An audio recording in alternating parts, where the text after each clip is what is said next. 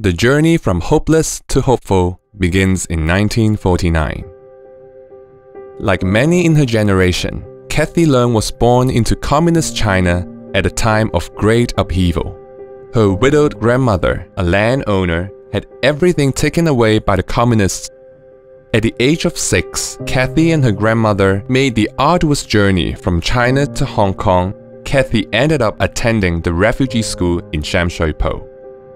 The discovery that her mother had been adopted by her granny was a terrible blow for a young girl only 8 years old, leaving her troubled and insecure.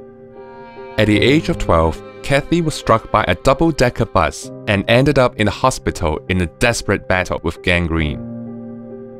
An elderly Chinese woman visiting the hospital pronounced that she had no hope, no future. According to our beliefs, the perfection of her life has already been broken. To make matters worse, a family member suggested that since Kathy had no future, she give up her studies and work in a factory. The depression became so great that her grandmother took her to see a psychiatrist who placed her in a mental hospital. Hope came when I met Dr. Samuel Leung. He was treating me and he told me about Jesus' love for me and invited me to attend Sunday school at his church. I was only 16 when I gave my heart to Jesus. I was baptized on Easter Sunday, April 10, 1966. Kathy continued to be plagued by depression and attempted suicide twice over the next 6 years. But after the second suicide attempt, my granny pleaded with God to spare my life. And in return, she promised to turn away from her idol's worship and receive Jesus Christ. She remained true to her word, began attending church with me, and was baptized on Easter Sunday, 1970. Only 6 months before, she passed away from acute leukemia. After the passing of Kathy's grandmother, she was informed by her adoptive uncle that she was now cut off, no longer a member of the family. In one fell swoop, Kathy became homeless and lost the only person who loved and cared for her. Despite her faith, Kathy continued to be overcome by turmoil, self-pity, and despair. And after 2 years of fruitless struggle, attempted suicide a third time.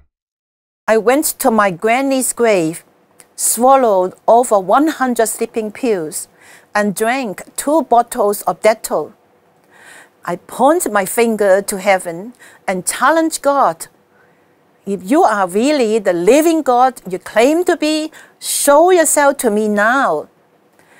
Somehow, I was found by a passerby who sent me to a hospital.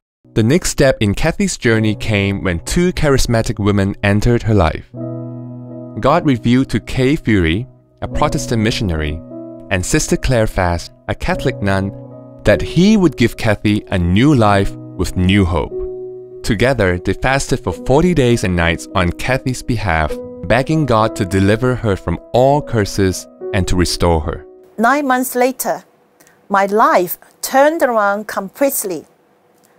I was set free from chronic depression and touched by the healing power of Jesus. After the amazing healing of my depression, I dedicate the rest of my life to serve Jesus. Since taking this final step of faith, Kathy has never looked back.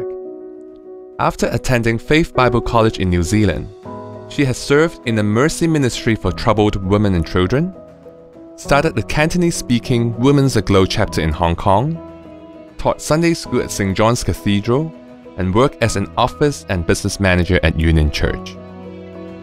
Through her ministries, many have come to faith in Jesus. Kathy's greatest joys have come from revealing God to her family. Her father was diagnosed with terminal cancer and given a short time to live. Kathy rushed to his side and led him to give his heart to Jesus and prayed for healing. Amazingly, her father lived for 9 more years.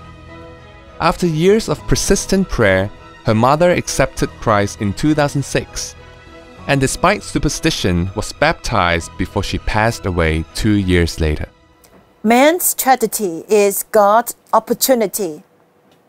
By God's grace and mercy, I have begun living a life filled with hope and a future. I can see how God used my suffering to help me become a much better person. I had walked with Jesus on my journey from hopeless to hopeful.